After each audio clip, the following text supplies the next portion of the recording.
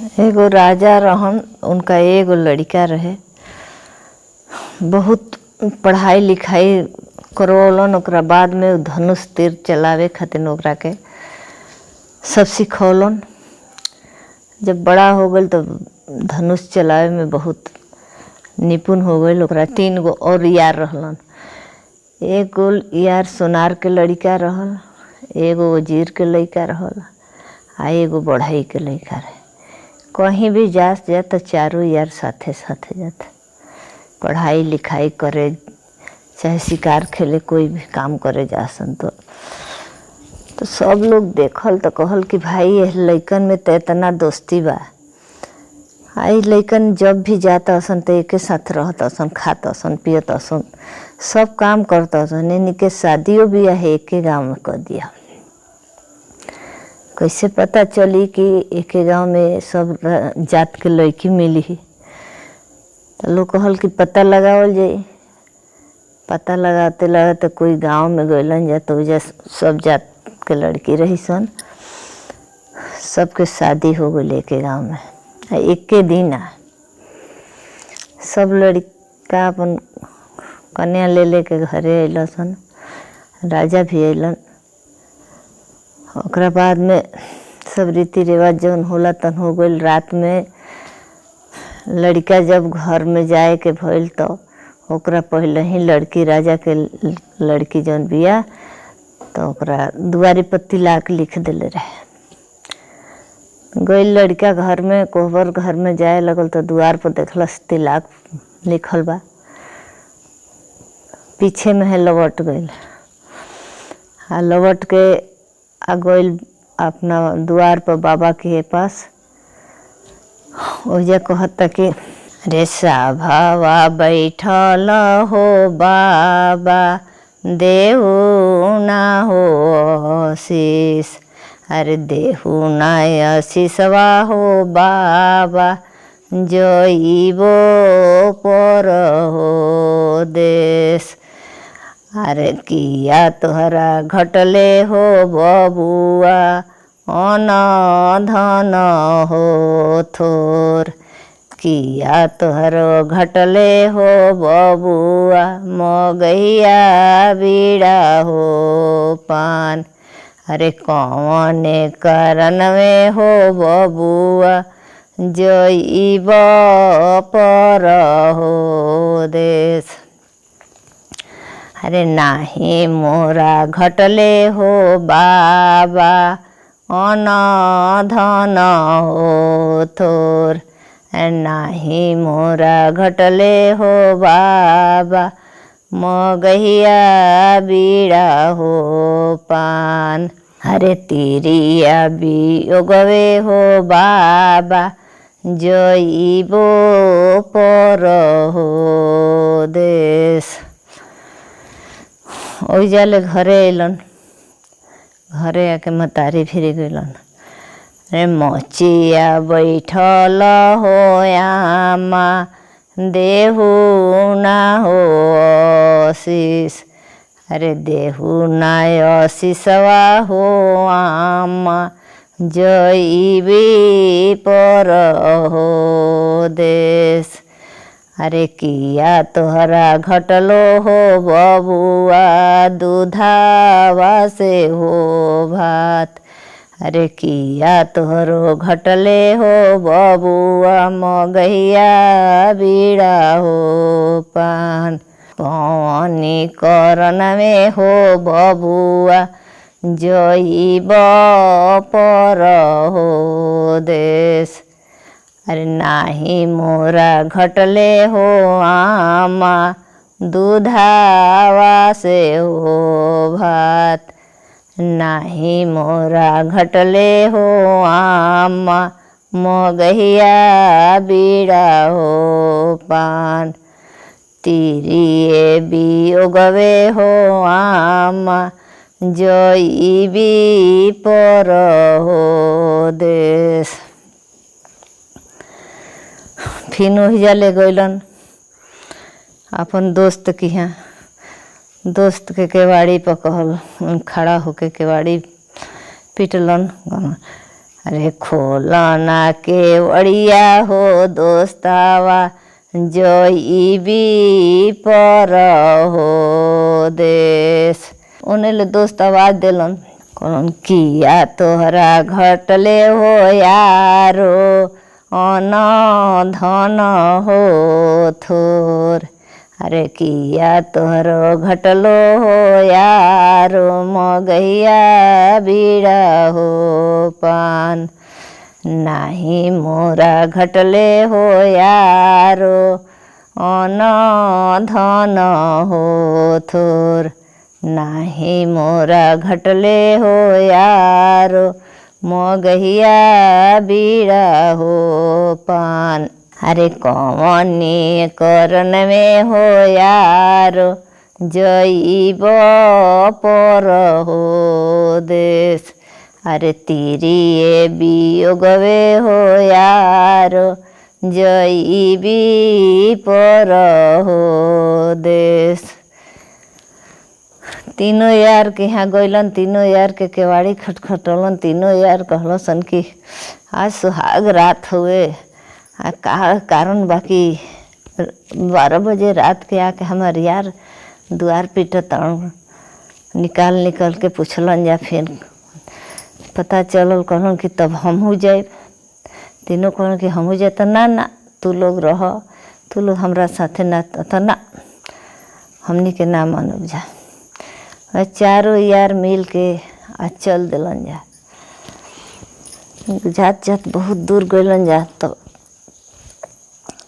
कुछ दिन बीतल तो कहलन जा कि अच्छा ये बताओ जा कि हमनी के अपना में सलाह कर लिए कि का जाने कहीं जंगल झाड़ में भुला गनी जा तो कैसे हमनी के एक दूसरा के खोजल जाई, से केकरा में का गुण बा, कैसे कैसे हमनी के जाइब जा रहब जा। से हमनी के पहले एक जगह बैठ के एकरा के बतिया लेल जा। तो राजा ले कहलन जा कि राजा तोहरा में कौन गुण बा, तोहरा के कैसे चिन्हल जाई। आ तो हम बिना बाघ के देखले हम कहीं से भी आवाज़ खाली सुन के तीर चला दे तो बाघ पर लाग जाई। आ हम बाघ खोजे चल जाइब, बाघ के जहाँ रही तहाँ जेब जा तो हम मिल जाइब। वजीर से कहलन कि तोहरा में कौन गुण बा। तो हमारा कैसनो आदमी हम 12 बरस के मरल रही, ओकर हड्डी रही, तो ओकरा पर हम अपन कानी अंगुरी चीर के खून छिड़क दे तो आदमी हम जी जाई। तो सोनार ले पूछल कि अच्छा तोहार तो का अथी बा। तो हम ऐसा अंगूठी बनाइब कि कतनो दिन हो जाई नु तो हम कोकरो हाथ में रही तो हम अपन अंगूठी बनावल चिन्ह जाए।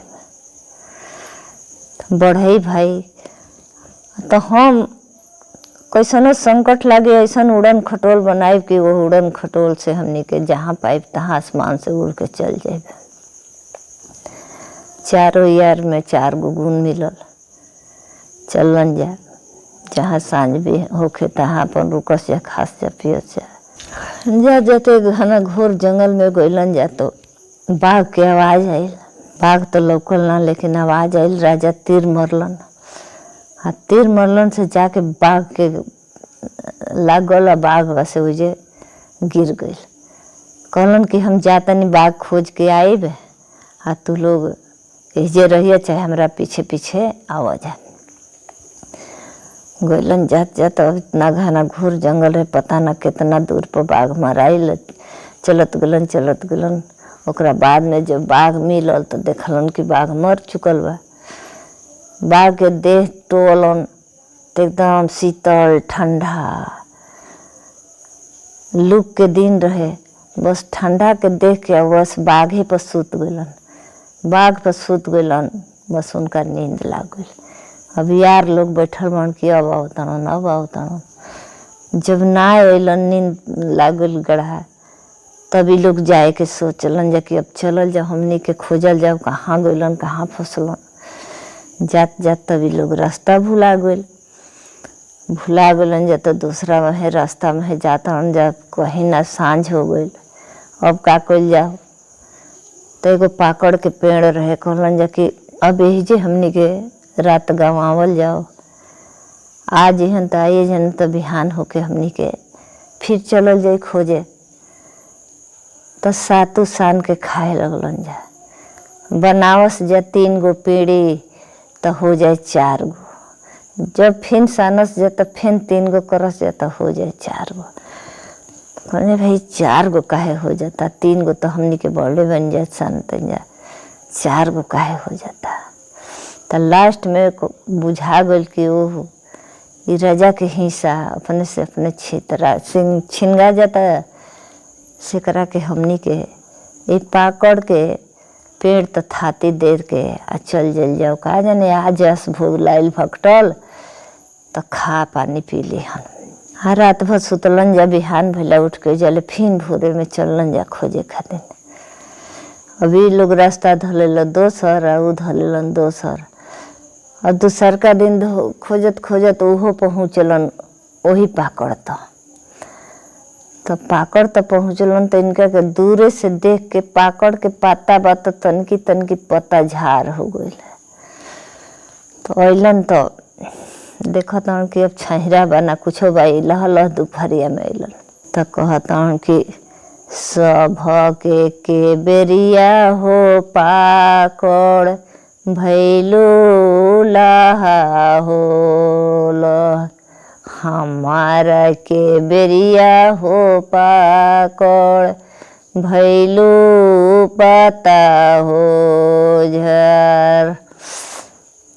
तब पाकड़ से आवाज आइल कि बाबू तुहार यार लोग आई रहन, 3 गो यार रहन, सातु तू खा के गइल जा, सानत रहन जा 3 गो होत रहे 4 गो, हमरा भी थाती बा, खा ल पानी पी ल, साल भर के रास्ते ले तू चल जा, भेटा जे 6 महीना के रास्ता ले जन जी हो, बहुत खतरनाक रास्ता बा, एने दैत बड़सन तारा के मार के खा जी हसन। पानी उनी पियलन खैलन, सातु खा के भर दोपहरिया आराम करके आ चललन। तो साल भर के रास्ता ना जाके कहता कि दत साल भर के कौन तो रास्ता जाला, चलो 6 महीना के रास्ता जौन हुई तो देखल जाए। 6 महीना के रास्ते जाए लगलन, जाते जाते वो वन में गइलन जना में दैत रहत रहे। तो बहुत एगो सुंदर मकान मिलन। तो कहलन कि एजा कह दैत के लोग कहता कि दैत रहला, दैत इतना सुंदर मकान तो राजा लोग के रहला। दैत कहीं गई रहे आ ओकरा एगो घर में ओकरा खूब सुंदर लड़की, दैत के लड़की घर में रहे। ई केवाड़ी खोललन, पियासल रहन, तो केवाड़ी खोलस तो देखलस तो आए दे तो मानुस। तो कहते कि अब का हुई, अब तो हमार बाप आई हन तो का के मार के खा जे हन, बड़ा मुश्किल बा। तो कहलस कि तू ऐजा काहे के अइल हो? आ तो हम जंगल में अपन यार लोग के खोजत खोजत आयल बनी, भुलाइल बनी से हम चले नहीं है जा। तो तू चलो जल्दी लुका, हमरा बाप के आवे के टाइम बा, आ तो हमरा के पानी पियाव। तो लड़की पानी पियौलस, आ पिया के एगो काठ के बक्सा रहे बड़े गो, वही बक्सा में लुकवा दिलस। ओकरा कुछ देर के बाद में दैत आइल, दुआरी पे आइल तो कहता कि छी मानुक घरवा में मानुख बा। तो लड़किया कहते कि ए बाबा ई का कहतड़, ई का बोलतड़? ना बेटी से बुझाता कि घरवा मानुख बा। तो कहता कि दैत के घर में मानुख कहाँ से आइले जंगल में, तो खाली ऐसे ही बोलत रहा। बोल के अब लड़किया के मानत रहे से कुछ बोलस ना। ओकरा बाद में फिर बिहान भइल, दैत अपना निकल गइल जंगल में आहार खोजे। ओकरा रोज के आदमी कुछ न कुछ मिल जाए के चाहे खाए के। ऐसे ही करते करते 6 महीना रखलस, लुका लुका लुका लुका। लास्ट में एक दिन कहलस कि ना ये घरवा में मानुख बा। तो लड़किया कहलस कि तू ऐसे बिना मतलब के बोलत रहल, घरवा में मानुष कहाँ ले आइल? तो ना हमरा लागता। खोजे लागल। खोजते खोजते देखलस बक्सा में पकड़ा गइल तो ओकरा के राजा के लइका के मार देलस, मार के खा गइल। हड्डी गुड्डी रह गइल। अब बेचारी का करो, अब तो रखलस तो ओकरा अथिए भइल। ओकर बाद में खोजते खोजते 12 बरस बीत गइल और तीनों यार ओइजा पहुँच गइलसन। तो उहो अइलसन वही जगह पर जहाँ मकान रहे खूब सुंदर। ओहनियों के प्यास लागल तो जनलसन कि घर बा, इजा आदमी हुई हन, चलो पानी उनी मांग के पी लिहल जाओ। तो केवाड़ी खोलवलसन तो फिर वही लड़की निकलल, कहते कि यार तू लोग काहे के अइल जा दादा, एजा काहे के अइल जा, एजा जे आवल से बच के ना जाला, हमार बाप बड़न से खा जालन। से एगो एजा राजा आई रहन, उनका के हमार 6 महीना हम रखनी, हमार बाप मार के खा गइलन। तो एक काम कइले रहे लइकिया कि राजा के अंगूठिया जोन बा तो निकाल के पहन ले रहे। तो सोनार के लइका देखलन तो अंगूठी चिन्ह गइलन। तो कहलन कि ये अंगूठी कहाँ से पहनले बड़ो। तो कहतन कि एक आदमी एजा आई रहन, ओकरा के बाप हमार मार के खा गइलन, उनके हाथ में ये अंगूठी रहे, उहे अंगूठी हम पहनले बानी। तो वजीर के लइका कहलन कि कुछ उनकर बा, हड्डी गुड्डी कहीं बा, पता बा। तो कहले लइके कि हाँ, हड्डी गुड्डी ये जगह पर हमार बाप खा के छोड़ देले बन, उजा उनकर हड्डी गुड्डी बा। तो हमरा के चलो बताओ। तो ले गई लड़की, बतौलस। वजीर के लइका का करस के अपन कानी अंगुरी चिरलस आ चीर के उनका पर खून पूरा छिड़कल। और राजा उठलन, खूब कहतन बाप रे बाप, इतना सुतनी कि कहे के ना। तो वजीर के लइका बढ़ई सब कहे लगलस जैसन तू सुतल कि वैसन दुश्मनों मत सुतस। तो भइल कि अब तो ओकर बाप गइल बा, दैत कजन कहाँ गइल बा। लड़की कहलस कि राजा कहलन कि हम इनके लिए अब शादी करब आ इनका के हमनी के ले चलल जाओ, अब इनका के अकेला छोड़ल ना जाए दैत के हाथे। कहलन जा कि ठीक बा, ले चलल जाओ। तो भइल कैसे जाई। बढ़ई कहलस कि हम बनाओ तनी खटोला, उड़न खटोला। बस बढ़ई बात से उड़न खटोला बनैलस और दैत के लड़की के लेके अपने चारों यार बैठ के आसमान में उड़लन और उड़ के बस ओइजा ले चल अइलन घरे। और घरे आके अपन चारों भाई अपना घरे चल गए।